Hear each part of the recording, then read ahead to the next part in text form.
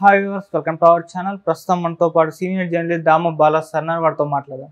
నమస్కారం సార్. నమస్తే సార్, ఏపీలో కేంద్ర మంత్రులకు ఇచ్చిన ఆ శాఖలు చూసిన తర్వాత మోదీ గారు చంద్రబాబు నాయుడు గారిని ఘోరంగా అవమానించారు అని చెప్పేసి నేషనల్ మీడియా ఇలా రాస్తుంది సార్. అసలు ఏ రకంగా అవమానించారు, మరి మోదీ గారిని డీల్ చేయడంలో చంద్రబాబు నాయుడు గారు కూడా ఫెయిల్ అయ్యారు కూడా అని కూడా అంటున్నారు. ఏ విధంగా అంటారు?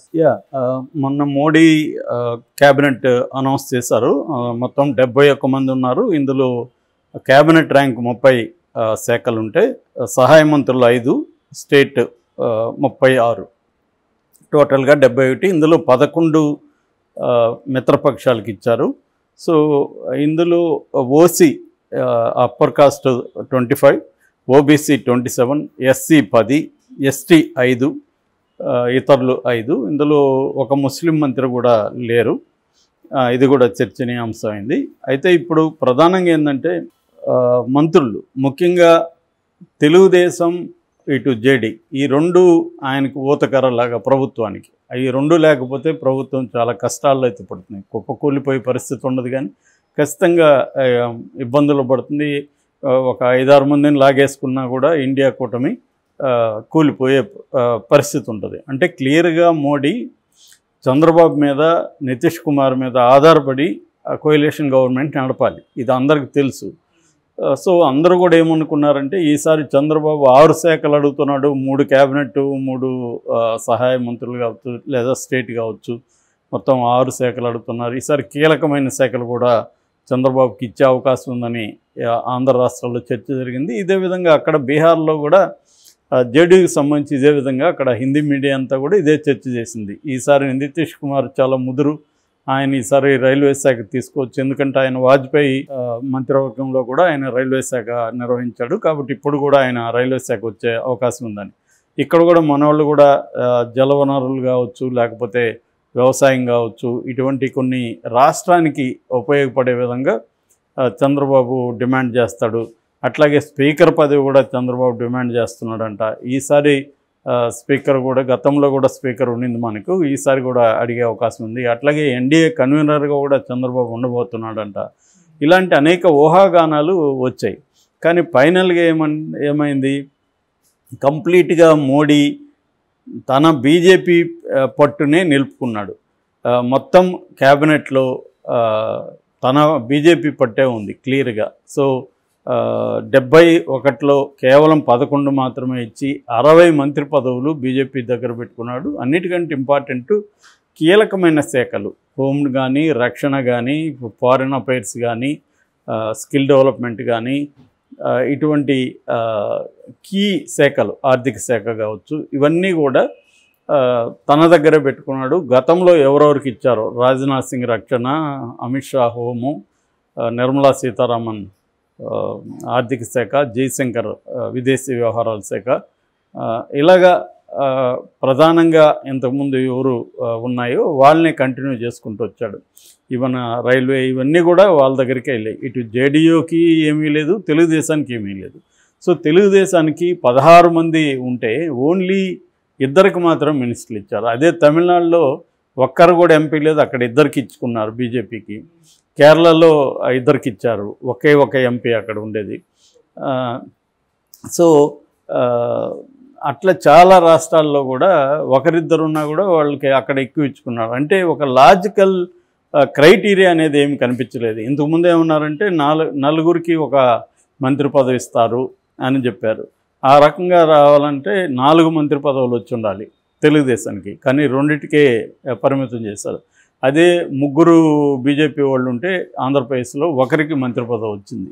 అంటే క్లియర్గా దామాషా ప్రకారం చూసుకున్నా తెలుగుదేశానికి రావాల్సిన మంత్రిత్వ శాఖలు రాలేదు, వచ్చినవి 2. ఆ 2 కూడా ఎటువంటివి అంటే రామ్మోహన్ నాయుడు ఆయనకి ఇచ్చింది ఏంటంటే పౌర విమానయాన శాఖ. పౌర విమానయానం అంటే సివిల్ ఏవియేషన్లో అసలు ఏముంది, మన దగ్గర గవర్నమెంట్ విమాన సంస్థే లేదు. ఉన్న ఎయిర్ ఇండియాని టాటాకి ఇచ్చేశారు. ఇంకా పోర్ట్లన్నీ కూడా, ఎయిర్పోర్ట్లన్నీ కూడా అదాని కిందనే ఉన్నాయి. బెదిరించో వాళ్ళకి ఆశ చూపు మొత్తంగా అదాని ఎయిర్పోర్ట్లంతా కూడా తన వశం చేసుకున్నాడు. సో ఇంకా ఇతను ఏం చేస్తాడు? సో ఇది దేనికి నాలుగు గీసుకునేదానిక అన్నట్టుగా సోషల్ మీడియాలో విపరీతంగా పోస్టులు వైరల్ అవుతున్నాయి. గతంలో కూడా మనకు అశోక్ గజపతిరాజు ఇదే శాఖ నిర్వహించాడు 2014 ముందు. సో ఇది క్లియర్గా అవమానకరమే. ఇక ఈయనకి పెమ్మసాని చంద్రశేఖర్ కూడా గ్రామీణాభివృద్ధి కమ్యూనికేషన్స్లో సహాయ మంత్రి, అది పెద్దగా ఏమీ ఉపయోగపడే ఇది కాదు. సో ఈ రకంగా 2 పదవులు ఉంటే ఒక క్యాబినెట్ ర్యాంకు, ఒక సహాయ మంత్రి, ఈ 2 కూడా పనికిమాలిన శాఖల్ని ఇచ్చారు అనేది బలమైన విమర్శ. ఎందుకు చంద్రబాబు కనీసం 3 ఇంకో 2 క్యాబినెట్ ఒక సహాయం ఎందుకు తీసుకోలేకపోయాడు 16 మంది ఉంటే? అట్లాగే కీలకమైన శాఖలను ఎందుకు డిమాండ్ చేయలేకపోయాడు? ఇప్పుడే నువ్వు డిమాండ్ చేయలేకపోతే రేపు ఫండ్స్కి ఏం డిమాండ్ చేస్తావు? ప్రత్యేక హోదా ఏం తీసుకొస్తావు? లేకపోతే పోలవరాన్ని ఎలా కంప్లీట్ చేస్తావు? రాజధానికి ఫండ్స్ ఎట్లా తీసుకొస్తావు? విశాఖ ఉక్కుని ప్రైవేటీకరణ కాకుండా ఎలా ఆపుతావు? అంటే మనం డే 1 నుంచే ఎప్పుడైనా కూడా డే 1 నుంచే మన వర్త్ అనేది నిరూపించుకోవాలి, కానీ బిగినింగ్లో కాంప్రమైజ్ అయిపోయి ఇంకా అది అట్లాగే కంటిన్యూ అవుతుంది. సో ఇక్కడ క్లియర్గా మోడీ తాను ఎన్డీఏ తన బీజేపీకి 240 సీట్లు మాత్రం వచ్చినా కూడా కంప్లీట్గా ప్రభుత్వం మాత్రం బీజేపీ చేతిలోనే ఉంటుంది అనేది క్లియర్గా మెసేజ్ పంపించాడు. సో 30 క్యాబినెట్లో కూడా 15 సంఘ్ పరివార వాళ్ళకి సంబంధించినవే ఉన్నాయి. అంటే 50% క్యాబినెట్లో సంఘ్ పరివార వాళ్ళే ఉంటున్నారు. అంటే సంఘ్ పరివారికి కూడా మంచి పట్టు ఉన్నట్టే. సో ఈ విధంగా ఏంటంటే మోడీ క్లియర్గా ఇటు చంద్రబాబుని ఇటు జేడీయూని ఇద్దరిని కూడా కంట్రోల్ చేస్తున్నట్టే మనకు కనబడుతుంది. కానీ వీళ్ళేమీ డిమాండ్ చేసే పరిస్థితిలో లేరు. నిజానికి జేడీయూ పరిస్థితి కూడా అదే. లలన్ సింగ్ అనే ఆయన చాలా సీనియర్ లీడర్ అక్కడ. ఆయనకి కనీసం రైల్వే శాఖ ఇస్తారనుకున్నారు. ఆయనకేమి ఇచ్చారు? పంచాయతీరాజ్ ఫిషరీస్ ఇచ్చారు, చేపల పరిశ్రమ. సో అది కూడా అవమానకరంగా బీహార్ ప్రజలు ఫీల్ అవుతున్నారు. వాళ్ళు పోస్టులు పెడుతున్నారు. చాలా యూట్యూబ్ ఛానళ్ళల్లో కూడా సీనియర్ జర్నలిస్టులు అంతా కూడా, హిందీ జర్నలిస్టులు, ఇది లజ్జాకరమైన విషయం అని చెప్పి వాళ్ళు దాని మీద వీడియోలు చేస్తున్నారు. అట్లాగే ఇంకొక అతనికి రామ్నాథ్ ఠాకూర్కి అది కూడా ఒక అప్రధానమైన సహాయ మంత్రి ఇచ్చారు. అక్కడ 12 వచ్చిన జేడీయూకి 2 ఇచ్చారు, 16 వచ్చిన తెలుగుదేశానికి కూడా సేమ్ ఇచ్చారు, 2 ఇచ్చారు. సో చంద్రబాబు ఏ రకంగానూ డిమాండ్ చేసే పరిస్థితి లేదు. అటువైపు నితీష్ కుమార్ కూడా ఏ రకంగానూ డిమాండ్ చేసే పరిస్థితి లేదు. వీళ్ళిద్దరినీ భయంకరంగా అవమానించాడు మోడీ. ఆయన ఉత్తుత్తి గౌరవం ఇస్తున్నాడు తప్ప నిజమైన పవర్ అనేది వీళ్ళకి రాకుండా అతను జాగ్రత్త పడ్డాడని.